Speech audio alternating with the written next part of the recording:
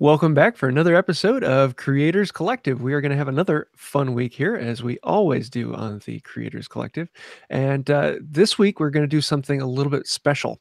So, if any of you are live, and if you want to join us live, we go live every Thursday at 10 a.m. Eastern Time. You can join us on our YouTube channel, Creators Collective.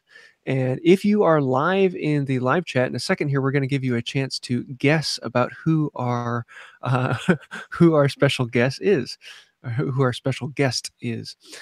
Guess who our guest is. So I'm going to turn it over to him in just a moment. If any of you have any ideas about who it is, our one our one hint is that a lot of what he does is modern woodworking. So I'll turn it over to you, our special guest. Why don't you tell us a little bit about yourself? What do you like to do, and what's your background? Sure.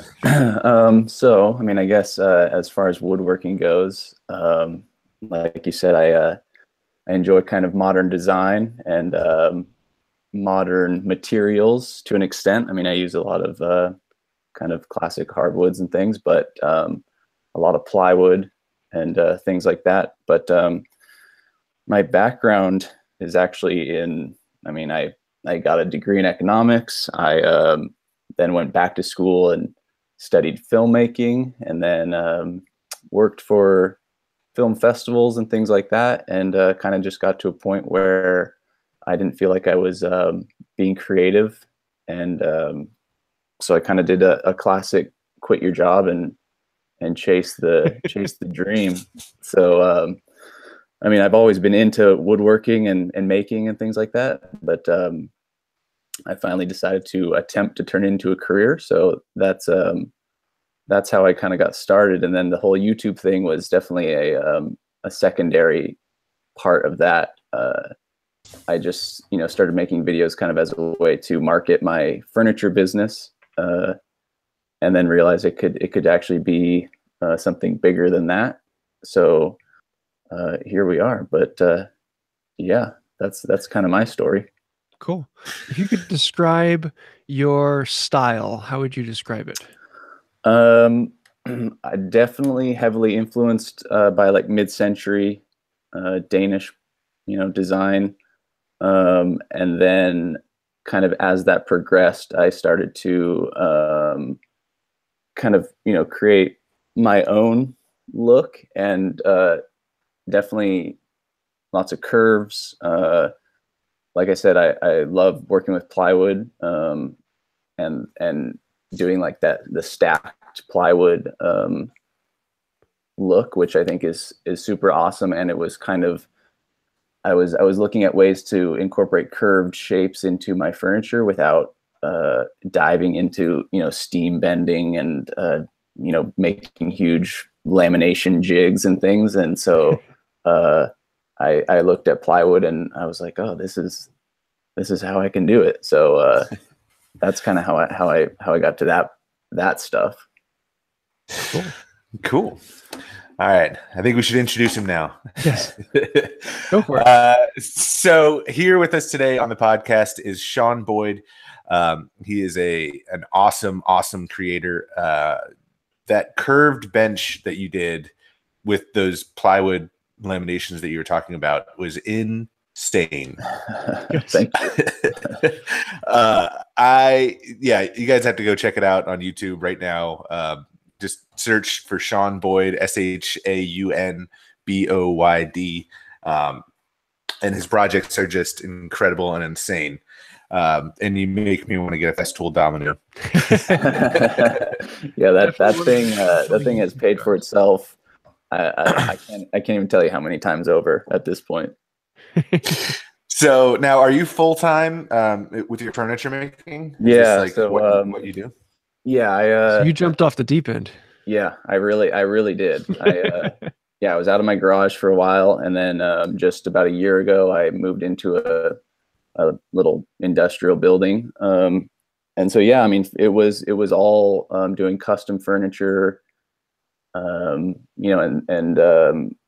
I was developing my own designs and things and selling stuff here and there. And then, like I said, I started doing some YouTube. And so, like, my business is kind of morphing. I've started doing small woodworking workshops. We, make your own cutting board type thing. So yeah, I'm trying to, diversify and just try and make the dream work. So that's actually, since you're full time, and because I'm kind of struggling with this a little bit, do you do more commission work, or do you build and design and build the furniture first, then sell it, or have like signature pieces that you sell? Yeah, I would say it's probably like 60% being fully custom, 40% being people see something on my website and ask for me to, usually it's like, oh, can you make it 6 inches taller, or, something like that. Yeah. But I do get quite a bit of people who see my stuff, and really like it, but then they want me to make, like a rustic dining table or something. So it's, there is kind of that there's that aspect to it where, I do a lot of, just totally custom stuff that isn't necessarily my style, but, that's part of the game for sure. Yeah.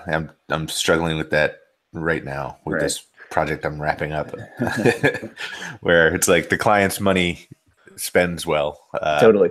But it's, we had design difference of opinion, Right. but you can't just say, no, like, I'm Will Walker, like I have to do it this way, like Totally. they want it that way. So,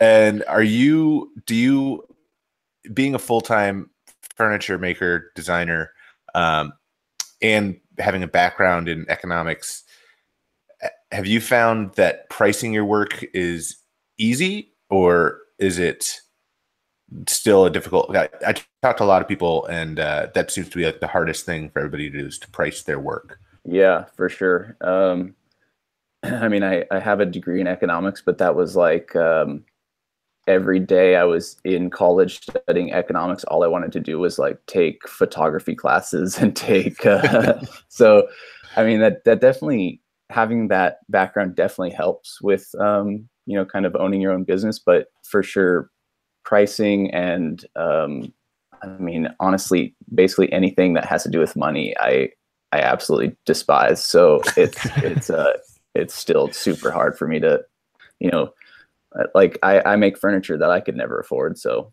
that's weird. But people are buying it, right? Yeah. That's, I guess you just got to find the right market. Okay, cool. And talking about style and commissions, like I really like those farmhouse tables that you just did, but I feel like they were outside of the scope of your normal build. Totally. And I mean, that's kind of what what I was talking about, where, people, I guess people, it's nice because people see my stuff and they know that, I can make quality furniture, and they see the quality in my stuff. So then they know that I can make something that's outside of my style, but it'll still be a quality piece of furniture. So, it is still very, like, it's awesome that people want me to make stuff that isn't my style. So yeah, like those farmhouse tables are exactly that. It's kind of a much more traditional design, which is fun to do also, because I spend so much time always thinking about, modern shapes and curves and all this stuff. It's nice to kind of just, have a traditional, let your shaker pop out. Yeah, exactly. So it's a little, it's a change of pace, which is super nice. Cool. Hey, Right on. if you had your druthers, and that's a Southern term for whatever you want. Amazing how many people don't know what druthers are. Yeah, I would have been like, Yeah, I'm a Southern nerd. I was like,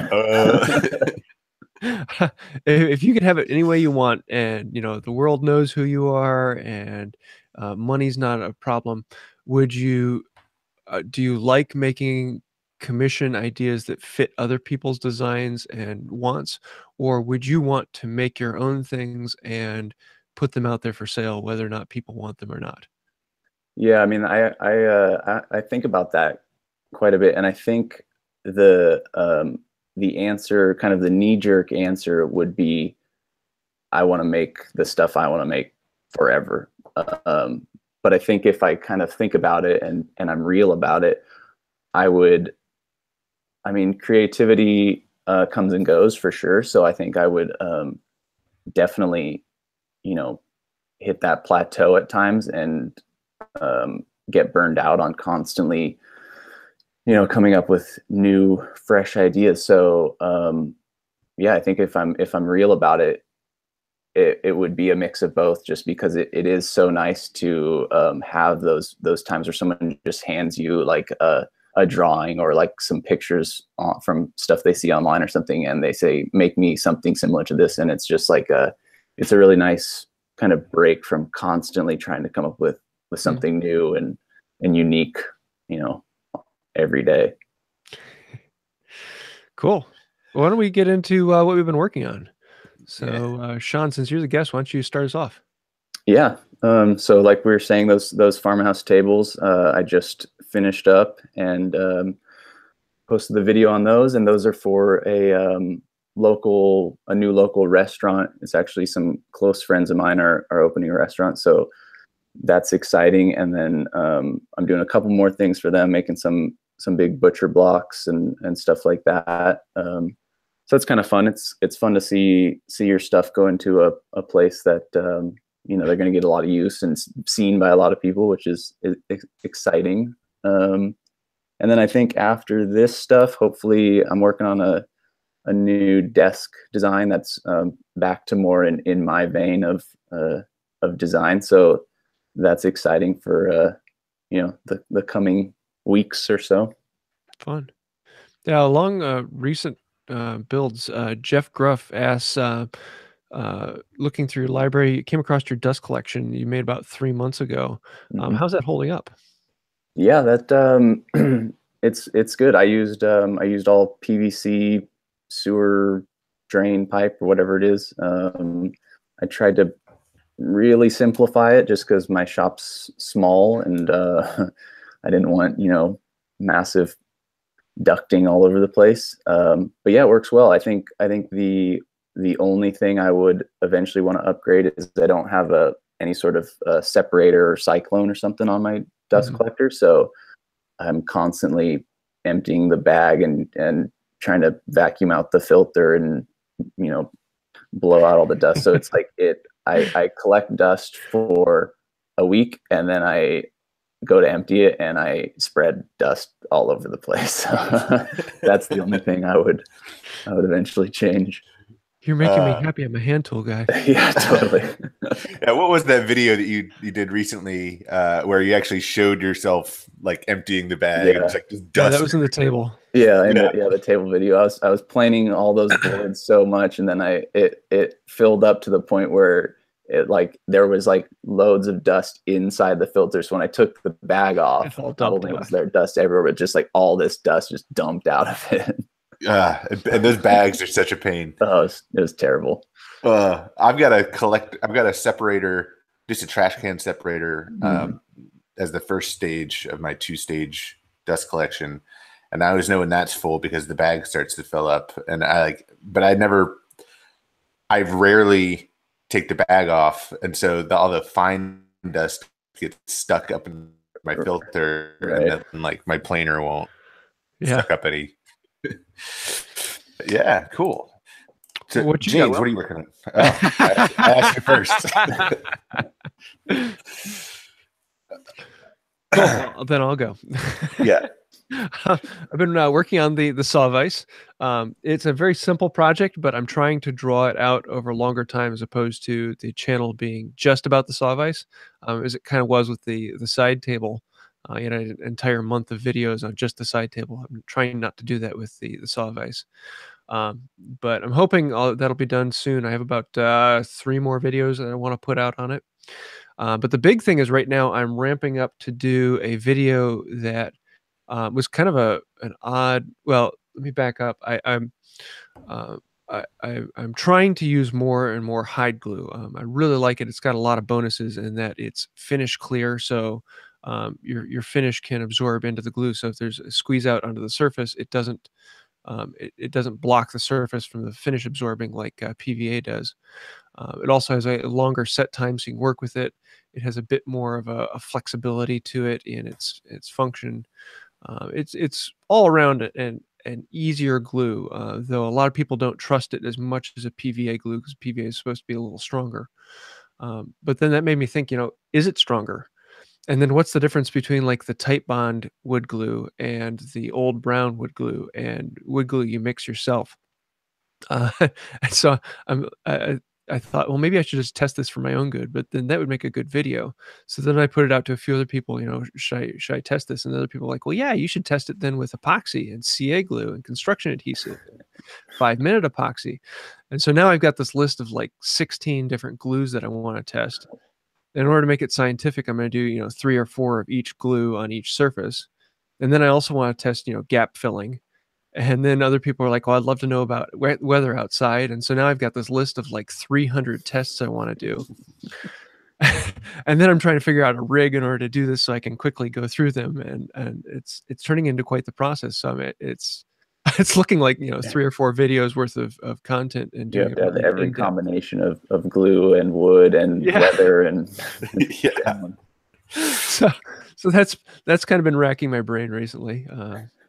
But yeah, other than that, it's sickness and death. It's kind of gone through the family, well, at least sickness. I'm the only one who hasn't gotten sick yet, so I'm trying to stay in the shop as much as possible. But Nice. yeah, what about you, Will? We put out those bowl turning videos well for a turning video. I've got over 8,000 views on the video, and people are thumbs upping it. But then, of course, I've got all the turning gurus that telling me everything I did wrong. And I'm like, whatever. And my daughter actually brought that bowl to school this morning because that was her pasta bowl. I've got a 2.5-year-old, and that was the only way that she would get in the truck to go to school. So I was like, yeah, fine, whatever, take it.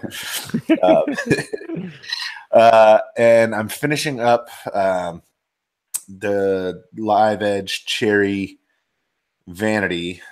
It's Live Edge everything with a vessel sink on top. Really cool.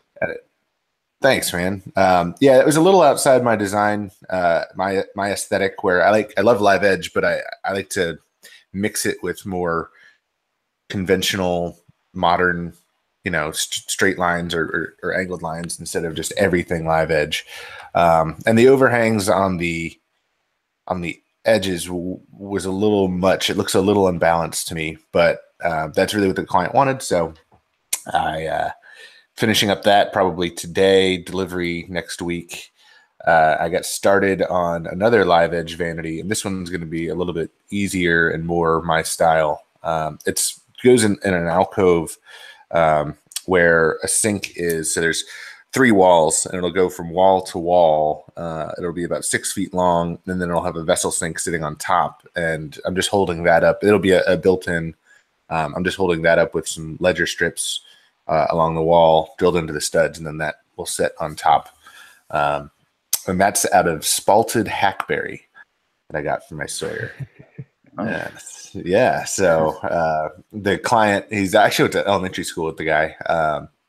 And he called me up and said, hey, I want to do this for my wife. And I said, yeah, sure, let's do it. And so he actually rode out to my sawyers with me, my Live Edge guy, and he picked out the slabs. So that was nice. And I got to kind of steer him in the right direction after working with these crazy cherry slabs that were client sourced for the last build that were like checked from end to end and needed like 1 million gallons of epoxy. But and what epoxy did you end up going with? So I went with Envirotex Light because it was a little bit cheaper by the gallon, and it doesn't get as hot as it cures versus like a West Systems. But my shop wasn't, the perfect 75 degrees that it likes to cure. So I did the first pour as like a dam to make sure, and I did the second pour. And that one never hardened, and I gave it like a week to harden, and it just stayed sticky and goopy, but like hard enough that it was such a pain to scrape out that I thought I would just pour over it. because Envirotech said that you could do that. And that didn't, but then it was like an Oreo, right? Like it had like hard, soft, hard. And like the top, like you'd push on the top and it would had some give to it from the soft layer underneath. Oh, wow. So I had to rip off the top layer, which took off some of the wood, then scrape out with like my old beater chisels and stuff, and then remix it. And this time I did it, and I did a test, and West Systems and Envirotechs don't mix. So I couldn't, so now I was stuck with the Envirotechs because the first layer had cured.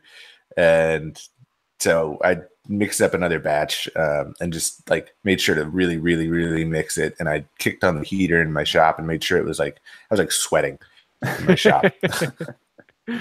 And then did the pour, and it cured finally. So this was just like the project from hell. But yeah, so that dining room table, because I'm calculating about 3 gallons of epoxy. Oh my gosh. I think I'm going to go the West system and just do a whole bunch of little pours. Yeah, but we'll see. That's it's going to end up being like what, $600 in epoxy. Yeah, that's West is so expensive, but it's like idiot proof. Yeah. And it's awesome. Cool. So let's get into the question of the week. Speaking of live edge slabs, this one is from Nick Longe. I'm not sure how to pronounce your last name, Nick. I'm sorry. He messaged me on Instagram asking about the live edge vanity project that I'm working on, and the client really wanted the bark to stay on. And so he asked about stabilizing the bark on live edge slabs. He's read conflicting things about epoxy versus super glue, and any tips on keeping the bark on a live edge slab. So it really depends on when the tree was felled. If it was felled in the winter, when the sap isn't running in the tree, the bark has a better chance of staying on. This tree was felled in a Hurricane Isabel, about 6 years ago in the summer. So the sap was running in the tree. So I told the client, there's a good chance that the bark is going to fall off, but I'll do my best to keep it on.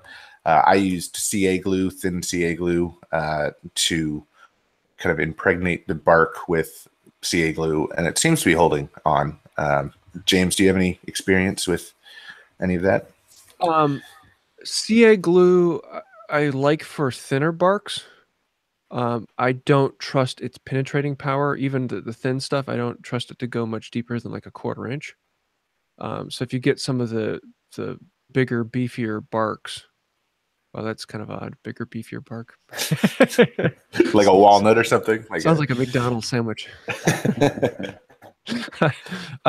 I just don't know if I trust it. Also, CA glue is far more brittle. So impacts, it has a tendency to shatter, as opposed to an epoxy. Whereas if you get like a penetrating epoxy, you can get an epoxy that will seep all the way down into the wood. Yeah, something like the CPES stuff. Yeah. Okay. I really like that, especially if you're doing with any wood that has any punkiness to it. I like to put that into the wood itself and let that soak in. It makes even a punky soft wood into a really nice, hard, solid surface ready for finishing. So my personal preference is the penetrating epoxy. But yeah, if I don't have that on hand, a really thin CA glue will do fairly well. Yeah. All right. And Shaun, I know you've done any testing between them, so I don't know. Yeah, add it to your tests. Yeah. Shaun, I know you're more of a modern shapes kind of guy, but have you ever done any live edge work? Very little. And every time I always just get rid of the bark. So me too. Yeah. Like I can't. I don't have any tips or tricks on this one, but if I had to guess, I would think, like you guys are saying, epoxy makes a lot of sense for a bigger, beefier bark. But yeah, I say just get rid of it. Yeah, I like it. I think it's just a cleaner look too. Yeah. I don't actually like the bark. That's another thing about this project I didn't like, was keeping the bark on. Right. But again, difference of client opinion. But all right, James, do you want to tell your joke of the week? Well, before that, we have one other question. Tommy Hovington, a really cool channel. He's a luthier who makes mandolins and such. Been loving his channel, so definitely take a look at him. But he asked, Shaun, you mentioned you're making things you can't afford, which makes for a niche market. Wondering what ended up being the best way for you to promote your work: social media, word of mouth, etc. Yeah. It's hard. When I first started, I definitely started small locally, and I got some pieces into local stores and things like that. So definitely at the beginning, it was word of mouth and just people kind of hearing about me locally. But like I live in a pretty small area, so that only went so far. And then definitely social media was a huge help. I'm really terrible at social media and marketing myself just in general. Luckily, my girlfriend likes to help with that, or well, I don't know if she likes to, but she does, which is a huge help. She kind of started utilizing Facebook and things like that. I know I did some Google ads and got some business from those types of things. And then kind of, now that YouTube has gotten a little bit of traction, I get emails and things from people that see my stuff on YouTube. So it really, I don't think there's one thing that, it's like, do Facebook ads. That's the ticket. Like, I don't think there's any one particular way to do it. You really just kind of have to, throw that net out there as far as you can and see what catches. For the most part, I mean, at least that's been my experience. I'm sure depending on where you live, if you live in a big city or something, then certain things will work better. But just kind of in general, yeah, you just kind of got to try it all. So I got to ask, do you only sell, A, are you in any like galleries or anything like that? And B, do you only sell locally or do you ship furniture freight? So currently I'm not in any galleries anymore. I was in a couple places for a little while, but it just, it became too much to try and deal with that and everything else. As far as shipping, I try not to, but I also don't really say no. So, I've done things like I've shipped fully built pieces of furniture, like with, the white glove shipping services, things like that, which is super expensive. But if someone's willing to pay for it, then I'm all for it. I've also done, I just actually shipped a chair to a guy in New Jersey, and he's, like kind of a hobby woodworker. And so I shipped it disassembled, for the most part. I did some of the more difficult glue ups and things like that. So it was in like maybe four or five main pieces, and then he did the final glue up and finished it. I've also done some stuff where I kind of modify a design so that it can be put together with, screws and things that are, somewhat hidden. So yeah, I mean, shipping is always kind of a nightmare, especially for when you're making pieces of furniture that are,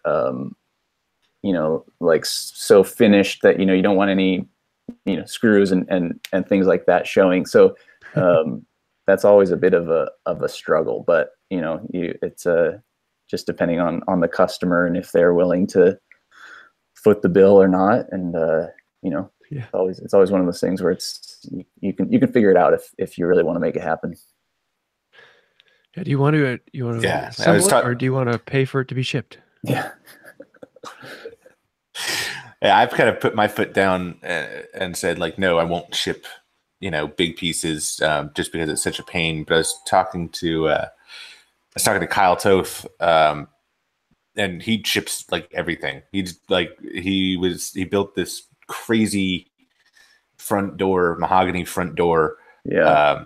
And I was talking to him, and I was like, "Oh, is that for a local customer?" Because he's in Arizona or New Mexico now. And he was like, "Oh no, she lives in Florida. Oh, I'll just ship it." And I was just like, "How?" And he's like, "Oh, you just freight." And I was like, Yeah, "All right." I have two guys that are in the shop next to me, and they do a lot of big kind of like prop type things, like made out of foam, and so it's not super heavy, but there are always these massive, these big things, and they do the same thing. I'm like, wow, where's that going? Are you driving it somewhere? Like, oh no, we'll just ship it. It's like, what? Like, Yeah. no. Yeah. Luckily, I live in a pretty affluent area, so I don't have to go far. Yeah, so that helps. Cool. Well, we have a joke of the week, and since we actually, this is the first time in a long time we didn't have anyone send in a joke of the week. So if you have one you'd like us to read off, feel free to send it in. The poorer the joke, the better.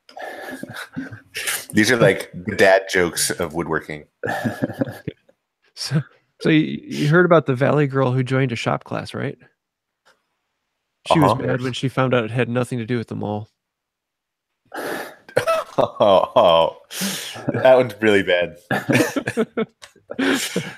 Like you get the worst joke award. Well, why don't you start us off with what you're watching or reading? Sure. So I've been watching a lot of channels just on more video production and cinematography, videography, and I just found this channel, Mango Street. And it's a husband and wife team, and they do photography and videography tips. The photography stuff I don't really watch because I've been a professional photographer for 12 years. And the videography stuff, though, there's some great stuff about editing and motion graphics and titling and things like that. So I'm trying to up my production game with my videos. That's always my goal. Every video I try to do something kind of newish, even if it's really subtle. So I've been watching them, and it's been really, really pretty cool. They did a really good motion graphics video tutorial that I'm going to try this week, I think. Sweet. Yeah. James, how about you? For me, I have to go with another hand tool channel, Mr. Chickadee. I've been watching him for a long time. He's been around a little longer than I have on YouTube, and he does all hand tool and does a lot of timber framing and things of that nature. But all of his videos are silent, no music, just watching the woodworking. And they're kind of the video you flip on, you sit back and you relax, and very, very enjoyable videos to just kind of relax and enjoy the time. So definitely check him out, Mr. Chickadee. I've checked out a couple of his videos over the years. But yeah, he's kind of like the crackling fireplace of woodworking videos. Doing a lot of analogies to that. Yeah. What you got, Shaun?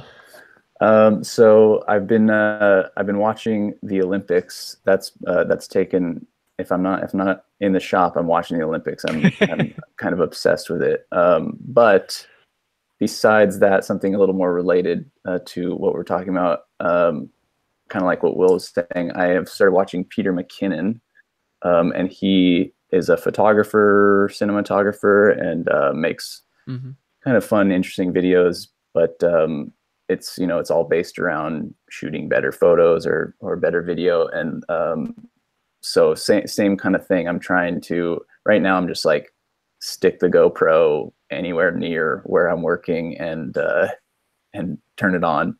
So I'm trying to kind of up the production value and get some more interesting shots and make it a little more fun to watch. So stuff like his channel helps. Yeah, Peter's great. I've been watching him for a while now. Yeah. I actually mentioned him on I think the first podcast I was actually a host of one of these. And that reminds me, actually, since you're upping your production value, I think when I found you had about 6,000 subs, and now you're hovering around 15,000. Is that right? Yeah, something like that, 15, 16. Yeah, that's pretty good growth. How fast? When did you start your channel?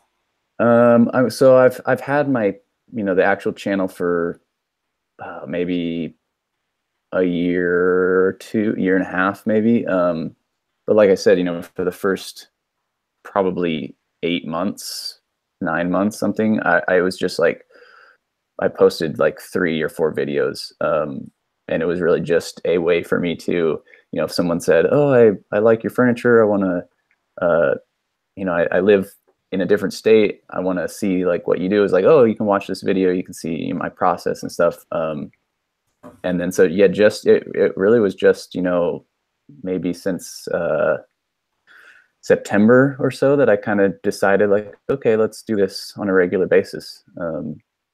And so, yeah, it's just been kind of growing since then. It's been crazy. I have no idea what I'm doing, but it's fun at the very least. Yeah, you've had some pretty quick growth, I think, at least since the 6,000 subs that. Yeah.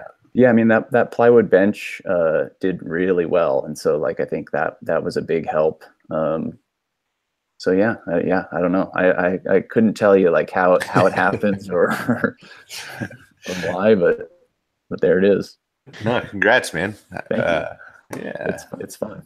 You can never tell why when it comes to YouTube. Yeah, definitely. Well, what's your favorite product or tool of the week? So I mean, it's not necessarily this week, but it's just kind of all the time. I have this little 6-inch ruler, which I'm sure everyone has somewhere. But it's like always in my pocket or nearby, but it's just this thin little ruler, and it's it has like the 0 is the end of the ruler, so it's like it's great for getting it into tight places and butting it up against a piece and measuring from that piece out from there. But it's literally just I mean, I think I use it more than a tape measure, just because it's like so easy, and it's like it's flexible, so I can like jam it into little corners and things, and press it down, and I just love it. I even like use it. I have like one corner that of the ruler that I have decided that's like my little scraping corner, and it's like kind of starting to wear away, but I say, okay, this corner will be the one that I always use, and so I use it to like scrape glue out of corners and things like that, and it's I don't think I could live without that thing. Cool. Well, what you got? This is odd, but I'm gonna say beeswax. So I've been it's none of yours. So I just did on the bowl video that you and I collaborated on, James, because a lot of people have been asking about my food safe finish that I use. So I did a video on it, my mineral oil and beeswax finish. I just ordered my beeswax from Amazon, and then from that video, I had a lot of people comment, well, why don't you use hemp oil or walnut oil or flaxseed oil that will actually harden? And since mineral oil doesn't harden, and they're food safe. And I had some concerns about walnut oil being food safe to a nut allergy person, but I Googled it, and there's the hot debate on it, and the forums are like, and I just had to close it. I was like, all right, you guys I'll just use something else. So I think I'm gonna get some flaxseed oil, just some raw flaxseed oil. That's what I use. That's what you use, right? Yeah. Yeah, I have a friend who presses it. Oh wow, cool. And try to make a flaxseed beeswax finish and see how that holds up. That's actually what I use for rust protection on all my tools, and lubrication of saws and plane bottoms too. Oh yeah. Does the flax oil put an amber hue to the wood, versus like mineral oil is totally clear? It depends on the type of flax oil you get. Okay. If you get a truly raw, just pressed, then it does have an amber tone. But you can also bleach it, and bleach it to almost perfectly clear. So okay, all right, cool. What do you got, James? I'm gonna go with old brown glue. Yeah, I've been playing with the hide glues more and more, and the more I use them, the more I love them. Especially if you ever talk to a luthier, hide glues they're so versatile and how easy they are to use and how well they work and just their functionality. But Old Brown makes it fairly simple. You're not having to worry about melting down your own. You just have to warm it up and use it. And very good glue. So I'm loving it. Cool. Right on. I'll have to try it. Well, it's happened again. You guys have listened to two Neanderthals and one smart guy talk about bigger, beefier bark for 45 minutes. I do want to say a huge thank you to Shaun for coming along for this. Don't forget to check him out on his channel and give him a big thumbs up and new subscriber. If you want to have links to those, we'll leave those in the description or show notes. So that's about it for today. And until next time. Thanks, guys. See you later. Thanks, guys.